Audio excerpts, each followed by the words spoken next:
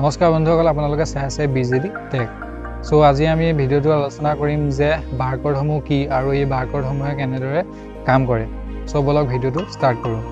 First আহিলে আমি জানি লওঁ যে বাৰকোডসমূহ কি। সো বাৰকোডসমূহত সাধাৰণতে কি থাকে, কিছুমান ব্লেক পেৰেলেল লাইনছ থাকে আৰু সাধাৰণতে কি হয়, বাৰকোডবোৰ হৈছে এটা মেচিন ৰিডেবল কোড যিটো কেৱল মেচিনেহে ৰিড কৰিব পাৰে। অৰ্থাৎ মানে সেই এটা মেচিনৰ যোগেদিহে এইটো স্কেন কৰি পেলাই আমি গম পাব পাৰোঁ যে এই কোডটোৱে সাধাৰণতে কি বুজাব বিচাৰিছে বা এই কোডটোৰ ভিতৰত কি তথ্য সোমাই আছে।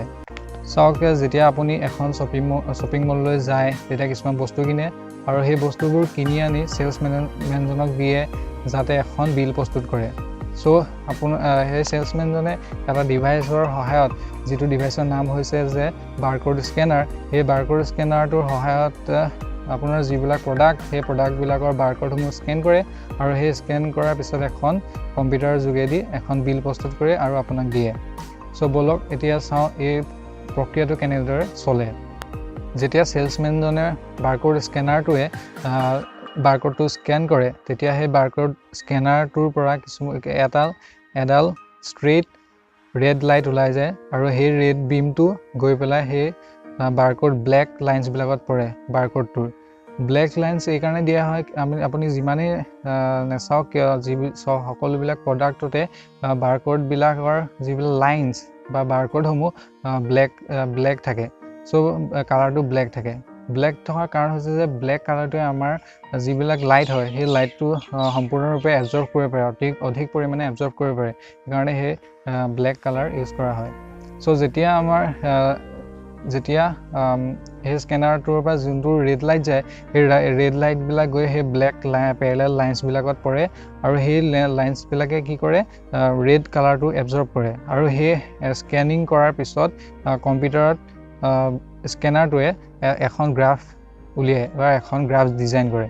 সো সেই গ্ৰাফখনত এইটো দেখুওৱা হয় যে কোনখিনি ঠাইত ব্লেক লাইন্সবিলাকে ৰেড কালাৰটো এবজৰ্ব কৰিছে আৰু কোনখিনি ঠাইত এবজৰ্ব কৰা নাই। সো ইয়াৰ পিছত সেই গ্ৰাফখনৰ পৰাই কম্পিউটাৰটোৱে এটা বাইনেৰী কোড উলিয়ায় বা ডিজিটেল কোড উলিয়ায়, যিটো ধৰক 010001 এনেকুৱা ধৰণৰ হ'ব পাৰে। সো এনেকুৱা ধৰণৰ এটা কোড উলিয়ায় আৰু সেই কোডটো কিন্তু আমি সেইটো গম নাপাওঁ যে এই কোডটোৱে সাধাৰণতে কি বুজাব বিচাৰিছে।